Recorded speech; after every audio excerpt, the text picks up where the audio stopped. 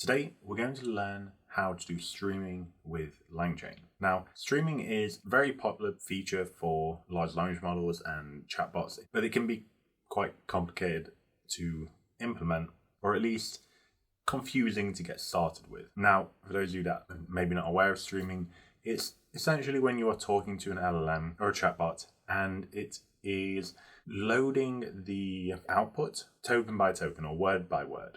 Now, the whole point of using streaming in the first place is that, particularly if you're generating a lot of text, you can begin showing the user that text and they can begin reading sooner.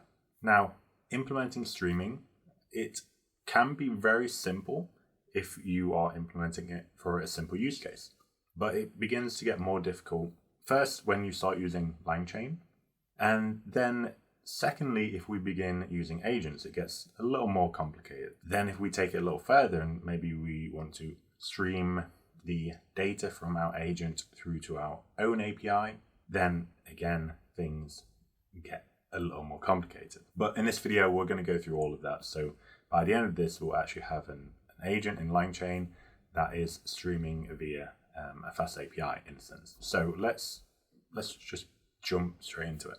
Now, the simplest form of streaming that we can do is basically just printing out to the terminal, or as you'll see in a Jupyter notebook. To achieve that level of streaming, it's very easy. Let's take a look at how we would do it. So we use these two parameters when we're initializing our LLM. So here, just a ChatOpenAI object. I'm initializing it as usual. These are all the typical parameters that we'd use. But I'm also adding in this streaming and this callbacks parameter. Streaming is, I think, pretty obvious what it does. It just switches on streaming. And it's also worth noting that this will only work with certain LLMs. Not all LLMs will support streaming, but for OpenAI, of course, it is supported. And then we also need to pass this callbacks parameter. Okay, and I think this is probably the more interesting part here. So this here is what handles the streaming, all right? This handles, you can see that it says streaming, right? Okay, streaming. Standard output, callback handler. So the standard output is basically like a print. And we can even see what it's doing by heading over to its definition here. So you can come to here and we can see this method on LLM new token. When this is executed, it's going to print the new token, okay? So that's all we're doing by adding this callback in here. With every new generated token, it is going to be taken to the standard output. Now, that's great. I have initialized that. Also, of course, you'll have put your API key here from OpenAI if you haven't already.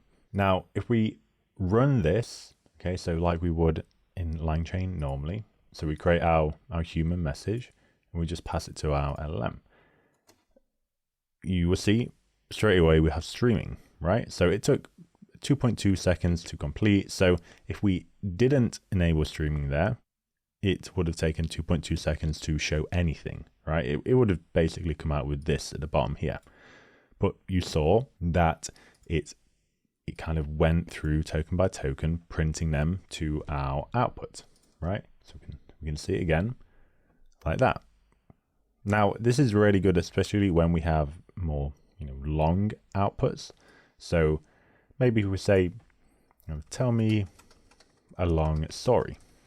And if we run it again, it's going to take a little more time. You can see, we're kind of going through, and obviously if we were printing out the whole thing nicely, we'd be able to kind of follow it and read as it's going. All right, but you can see that if we're not doing streaming here, it keeps going on. It's 19 seconds now, 20 seconds, 21 seconds. We would be waiting that whole time just to begin reading, right? So that was almost 26 seconds in total. If we didn't use streaming, we'd have to wait that whole time to begin reading. But with streaming, we can begin reading earlier, which obviously is a nice little feature to have. Now, that is, using an LLM and streaming to your terminal or the Jupyter notebook output is, it's the easiest thing you can do. It begins to get a bit more complicated as soon as you start adding in more logic. So let's take a look at how we might do it for a agent in LangChain. Okay, so we're just going to initialize an agent here. We have our memory. We are going to load in one tool. We're going to initialize our agent. It's going to be a conversational React agent.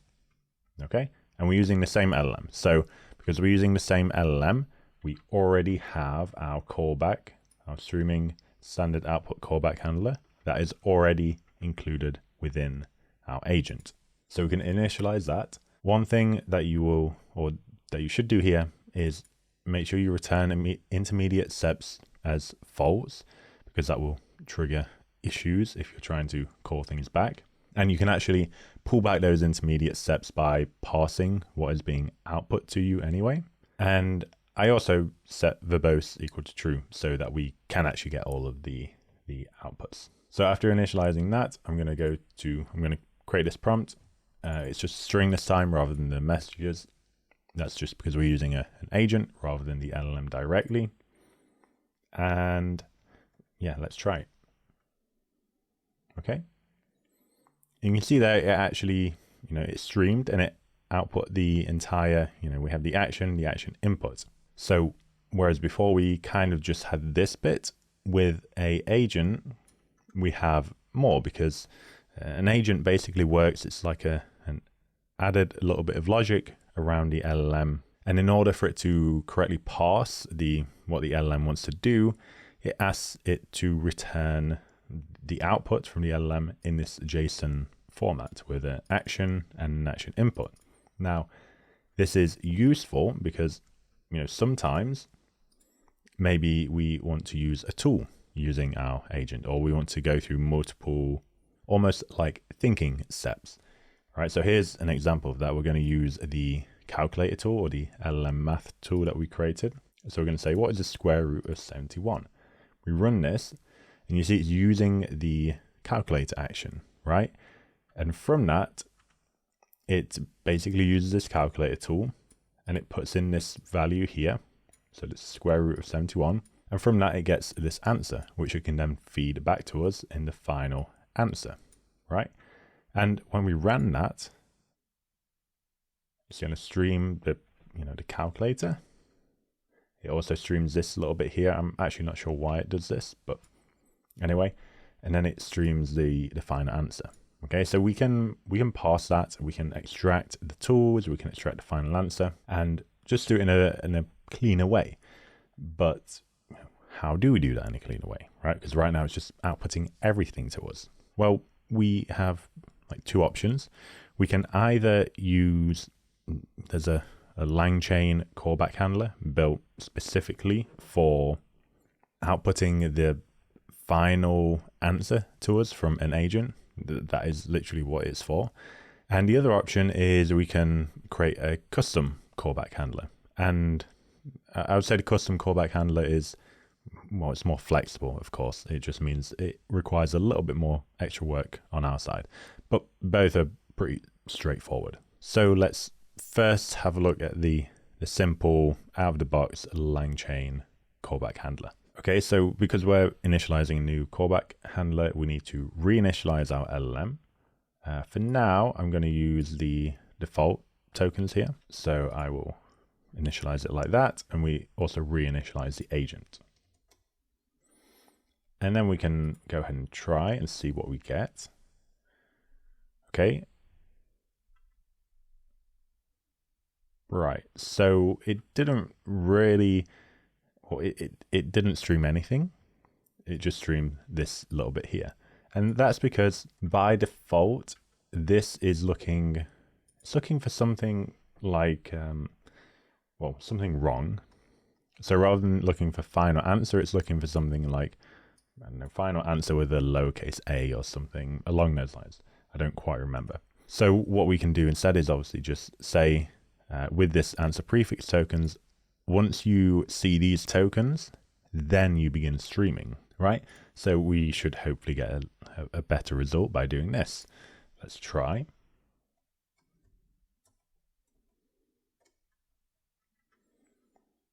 Okay. Okay, so it started streaming. It streamed, but then again, it's still kind of messy. So honestly, the easier approach, in my opinion, is just to use a custom callback handler. So to do that, we come down to here. Okay, and I just create this here. So this is the custom callback handler. Let me go through it step by step. So first, let's just remove that. First, okay, we're inheriting the class from the streaming standard output callback handler that we saw before. We initialize it and we set this self-content variable equal to just an empty string. Basically, we're going to be feeding everything into that, and we're going to be using that as almost like a check. When we see that the final answer is within this self-content, we're going to switch to actually streaming rather than just doing nothing. And the way that we make that switch is using this final answer value. Okay, so let's add the rest of that in there. So this is the on LLM new token. We saw this earlier in the LangChain definition for actually this class here. So we're creating our own version of this. Now, this is called with every new token output by the LLM. So we take that token, we add it to our entire content, and then we say, okay, if the final answer is in self-content, that means we're now in the final answer section. So we set final answer equal to true, but then we also reinitialize our content, right? And maybe I can just show you why we do that. So I'll comment that out. And we say, okay, if the final answer is true, that means this will activate, and this is where we actually get where we actually output our tokens. So again, like I said, this is just equal to printing the token. So once we get to that final answer, we still need to wait for action input, and then once we see that, we begin printing. So let's run all of that and let's try. Okay, and if you saw just there, it began printing action input as soon as it saw final answer. In fact, it even gets answer here. Now, the reason it does that is because as soon as we see final answer, that gets activated, but action input is already there. So it's actually looking at this one and saying, okay, now we can start printing stuff. It doesn't wait for the second action input. So that's why we that's why we reinitialize the content here. So let's try it with that and see if it works any better. Okay. So you see there, it began the streaming on the actual answer output, or answer input, sorry. Now, there is one thing that I haven't been able to figure out, and if anyone out there knows how to deal with this, please let me know. But this little bit here is still streamed, which I don't know, doesn't make much sense to me. I was looking at this, trying to figure out where it is being streamed from, but honestly, I have no idea. But anyway, I thought, okay, I'm not really too bothered about that. It's streaming this out here. I can add some sort of filter or whatever around the backticks. But rather than dealing with that, what is more important to me is getting all this working with an API, which again adds a little more complexity to the whole thing. The issue with getting this working with an API is primarily that in order to pass these tokens through an API, like if you're using FastAPI, for example, you need to be running a loop. That is, looking at your tokens and passing it through what is called a streaming response object. The only issue is that we also, at the same time, need to be running our agent logic. So we need to be running these two separate bits of code at the same time. Essentially, we're going to have to rely on a lot of async functions. So the first thing we need to do is set up our API. So I've started this very simple version. It doesn't include streaming. It's just a FastAPI. It includes everything in this notebook, right? So in here, we're actually just initializing our agent, and then we go on. We have this like the input format that we query with, or that we send to our API. We have a health check here. We're going to test that in a moment. And then we also have this chat endpoint. Okay, so that's where we're sending our queries to there. This is just some FastAPI stuff to get everything running.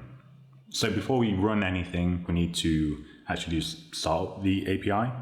So we switch over to our terminal. I'm going to check where we are. So we have this demo py file here. That is the API I'm running. So I'm going to do unicorn demo app reload. Okay, if you're going to run this with what will be the main Python file I'm going to show you, you would just replace demo with main there. Okay, so we can check that is running by calling this. Okay, we should get this status here that, okay, everything's good. Now, this here is actually how we would do streaming, but we haven't implemented streaming yet. So let's just send a request like we usually would, right? So what I will first do actually will just be to get rather than post, and I'm going to do request.get and send it to that endpoint. So localhost 1000, and it is a chat endpoint. And now we have something that we actually want to send, which is a JSON, and in there we have a text parameter, and we'll just put, our query. So I'll just put hello there.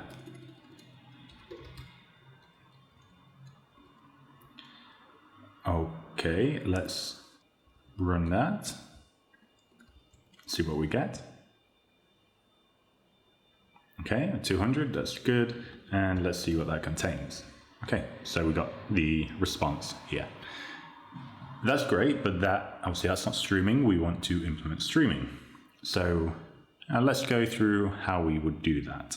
So the first thing we're going to want to do is we're going to need to add a callback to our agent, but we've already initialized it. So we're just going to replace the parameters in there, or the callback parameter in there. So we'll do async def run call, and we'll have a query, but we'll also have a streaming iterator in here as well. Now this streaming iterator will be of the type, initially, it will be of this type. Okay, so the async iterator callback handler. So let's put that there. And the first thing we want to do is assign that stream iterator to our callbacks like this. Okay, and then from there, what we want to do is await our agent call. But because we're doing everything in async, we actually need to call a call like this. And in that, we're going to pass out inputs, which is going to be our input, which maps to our query like this. Okay. So that will get us, we're going to get our response. And let me show you what you can do with that. So we'll get the response. Let's say we return that response. And what we'll do here is we will actually just call this run call here. So we're going to do response, await, run call. Okay, exactly, not quite like that. So we need this in here. Okay, or we can even separate that. So we can create our streaming iterator here. And then we just pass it into here. Okay, cool. So we'll save that. That's going to reload, and then we can just see if it's working. Let's try. So, okay, health first, all looks good. Let's try this. Okay, right. So far it just seemed to give us a response straight away. But at the same time, we're not doing a streaming request here. So actually, we should try this. So let's try it, get stream. Okay, method not allowed, that's because I have get post, sorry. So let's change that. Okay, it's taking a long time. And that's because this isn't a stream, it's kind of just like stuck now. All right, so if we look over here, we can see it's entering the new executed chain. It has generated us a story, not without any errors though. And okay, we have something there, but we just got an internal server error. So clearly that whatever we just did doesn't work. Let's change that to high there so it's a little quicker. Now if we try and make another GET request. We'll also see that error again. So basically we broke it and we just need to, we're going to shut it down and restart. Okay, now let's try again. Okay, now it looks good. So we're clearly missing a few things from our file here. So let's work through those. Now, in order to get streaming working, we can't just return a response like this. We actually need to return what is called a streaming response here, right? We have this value here I'll talk about in a moment. So we're returning this event stream, right? So I need to go up to the top. I'm going to uncomment that. And now we have our streaming response, but our streaming response is just a generator, right? So, okay, maybe we can just put response in there. Let's see what happens. Okay, let's come to here and try again. Okay, we get this error. If we look at our terminal here, we see that we have this dict object is not an iterator. That is because our streaming response here expects a generator object or something it can iterate over. And we don't have that. We're just kind of returning everything at the moment. So we need to fix that. And the way that we fix that is actually by not giving it the response, but by actually giving it our iterator here, because this is an iterator, right? But we need more of like a standard generator. So let's come to here, right? We have this create generator. It's going to be taking, for now, let's take this. We use Async IO, so I need to import that. So we have Async IO create task, and we are using this, we're sending our run call to execute in the background concurrently alongside our other tasks that are also running, right? Because we also need to be running this here. So by using this create task, we allow this to be run in the background whilst we're also running this. Now, this here, the reason that it needs to be running is because this is how we get tokens from here and send them into our streaming response here, all right? So to actually set that up, we need to get our generator. We can actually drop the response object here. We don't need it. And we replace this with our generator. Okay, and obviously now we don't actually need to have this run call here. So save that and let's try and run again. Okay.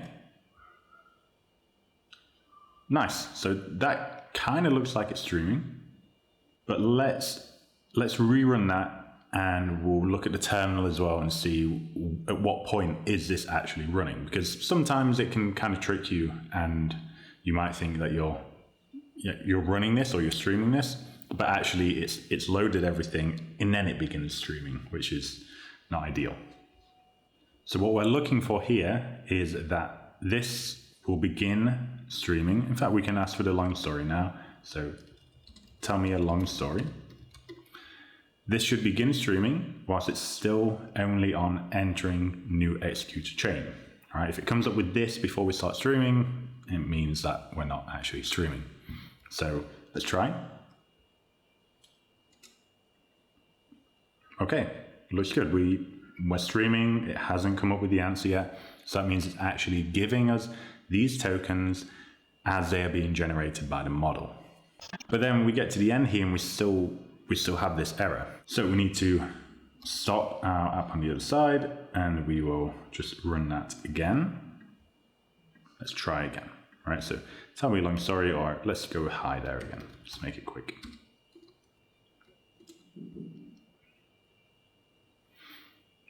Okay, so we can see here that it should do this all the time, but it's returning like the full response, like the agent formatted response. And we don't necessarily want that. We kind of want it to just return this bit here. So to do that, we need to go into sort of custom callback handlers again. So we can modify that. As we saw before, we had like the custom callbacks. We can do the same here. So I'm just going to copy the custom callback code in and I will just go through it with you. So we need LLM result, and we also need any here as well. So I'm taking the async iterator callback handler, right? And that has these two methods that we need to override. So on LLM new token, basically here, because we're using agents, I want to do what we did before, checking for the final answer and also the action input. But slightly differently, on LLM end, one, I want to check, okay, have we reached final answer yet? Because if we're using multiple tools, it will basically say I'm done as soon as it hits the first tool, which we don't want. So by adding that sort of if statement in there, we are stopping streaming, but only once the final answer has been given. And we have this, so self done set. Right, so this tells the callback handler when the callback is, or when streaming is complete. And once that is complete, we come down to here. So we have this await task. This is going to finish, right? Now we need to replace this with our async callback handler. So it's the name we gave it here. And we should also change the types here as well. Okay, cool. So we rerun that. Now we can try again. Okay, now you can see we just get that, like not the full agent output there. So with that, we have our pretty rough API that can handle streaming. Obviously, there's a few other things we should really add in most cases. We should obviously test it a lot more and just see if there's any weird things that happen, particularly the way that we have the callback handler set up right now is, we're looking specifically for the final answer in the content. What if the agent just decides that it's not going to generate the final answer or the agent format that it should do? We need to have some logic in there just to handle those cases where it might do that. But for the most part, this is like the core of what you need in order to actually have streaming and have it behind an API. Now, that's it for this video. So I hope this has been useful and interesting. But for now, I will leave it there. So thank you very much for watching, and I will see you again in the next one. Bye.